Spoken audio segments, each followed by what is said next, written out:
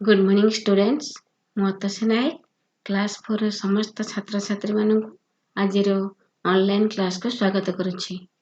आज आमे listening skill कम्प्रेhension विषय रे पढ़िबा पूर्व प्रथमे लिसनिंग स्किल काहाकू कहा जाए आमे से विषय रे टिके अवगत हवा। तुमे माने पूर्व क्लास तृतीय श्रेणी रे लिसनिंग स्किल बा श्रवण कौशल विषय रे मध्य जानिछ एवं परीक्षा मध्य अपियर करिछ।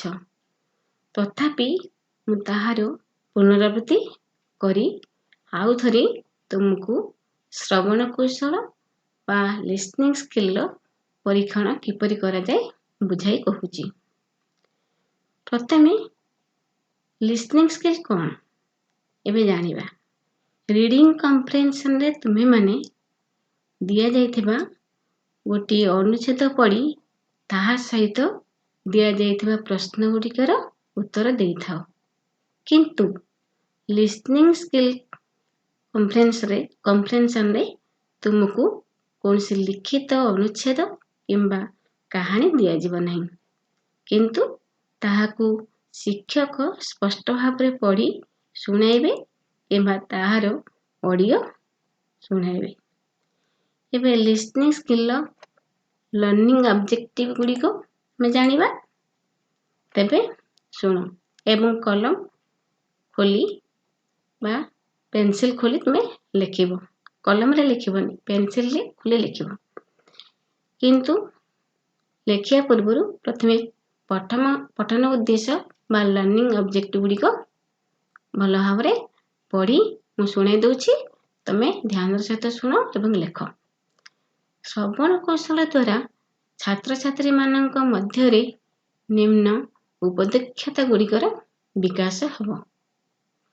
निर्दिष्ट खबर बा तथ्य बा स्पेसिफिक इनफॉरमेशन रो आहरण, साधारण अवबोधन बा जनरल अंडरस्टैंडिंग, निष्कर्ष बा फलाफल विचार, इन्फरेंटल लिसनिंग,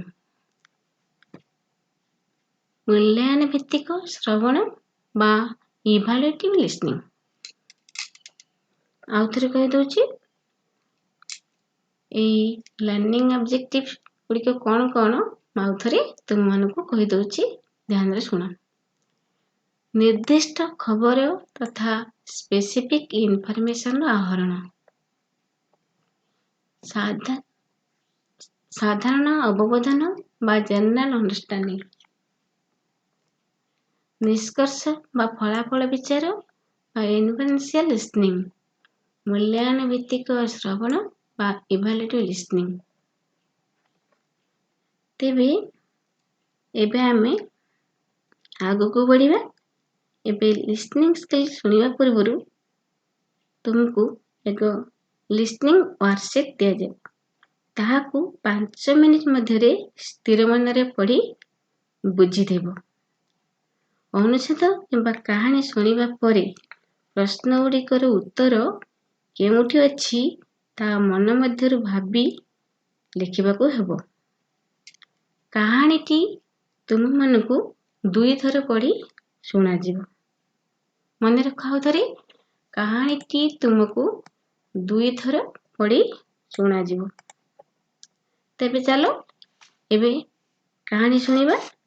मु एबे कहानीटी सुनाउची, तुमे माने ध्यान रे सहित सुनो एवं प्रश्न गुड़िकर उत्तर लेखि रखो।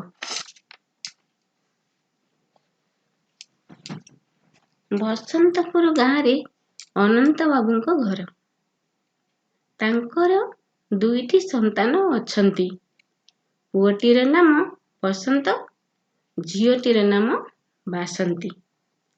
सेमानक माँ शांति देवी बसंत को बेसी भल पाती। से कहती मो पुओ मो वंश रक्षा करिवो, आम अंते से आमर पिंड देव।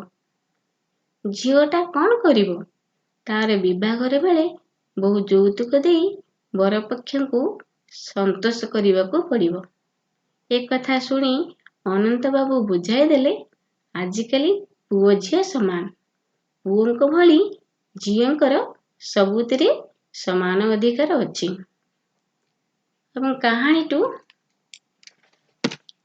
ଆଉ ଥରେ ମୁଁ ପୁନର୍ବାର ତୁମମାନଙ୍କୁ ଶୁଣାଇ ଦେଉଛି। ଆଉ ଥରେ ଧ୍ୟାନ ଦେଇ ଶୁଣ। ବସନ୍ତପୁର ଗାଁରେ ଅନନ୍ତ ବାବୁଙ୍କ ଘର। ତାଙ୍କର 2ଟି ସନ୍ତାନ ଅଛନ୍ତି। ପୁଅଟିର ନାମ ବସନ୍ତ ଆଉ ଝିଅଟିର ନାମ ବାସନ୍ତୀ। ସେମାନଙ୍କ ମା ଶାନ୍ତି ଦେବୀ ବସନ୍ତକୁ ବେଶୀ ଭଲ ପାଆନ୍ତି। ସେ କହନ୍ତି, ମୋ ପୁଅ ମୋ ବଂଶ ରକ୍ଷା କରିବ। ଆମ ଅନ୍ତେ ସେ ଆମର ପିଣ୍ଡ ଦେବ। ଝିଅଟା କ'ଣ କରିବ? ତାର ବିଭାଘର ବେଳେ ବହୁ ଯୌତୁକ ଦେଇ ବରପକ୍ଷଙ୍କୁ ସନ୍ତୋଷ କରିବାକୁ ପଡ଼ିବ। ଏକଥା ଶୁଣି ଅନନ୍ତ ବାବୁ ବୁଝାଇ ଦେଲେ, ଆଜିକାଲି ପୁଅ ଝିଅ ସମାନ। ପୁଅଙ୍କ ଭଳି ଝିଅଙ୍କର ସବୁଥିରେ ସମାନ ଅଧିକାର ଅଛି। ଏବେ ତୁମେମାନେ କାହାଣୀଟିକୁ ଶୁଣିଲ ଏବଂ ମୁଁ ତୁମକୁ 10 ମିନିଟ୍ ସମୟ ଦେଲି ଏବଂ ତୁମ ଉତ୍ତର ଗୁଡ଼ିକୁ ଲେଖି ହ୍ୱାଟ୍ସଆପ୍ରେ ପଠାଇବ। ମନେ ରଖ, ତୁମେ 10 ମିନିଟ୍ ଭିତରେ ଯେପରି ସମସ୍ତ ଆନ୍ସର୍ ଗୁଡ଼ିକ ଲେଖି ପଠାଇବ ଏବଂ ତୁମମାନଙ୍କୁ ଆନ୍ସର୍ ଲେଖିବା ପାଇଁ 10 ମିନିଟ୍ ମାତ୍ର ସମୟ ଦିଆଯିବ। ଧନ୍ୟବାଦ।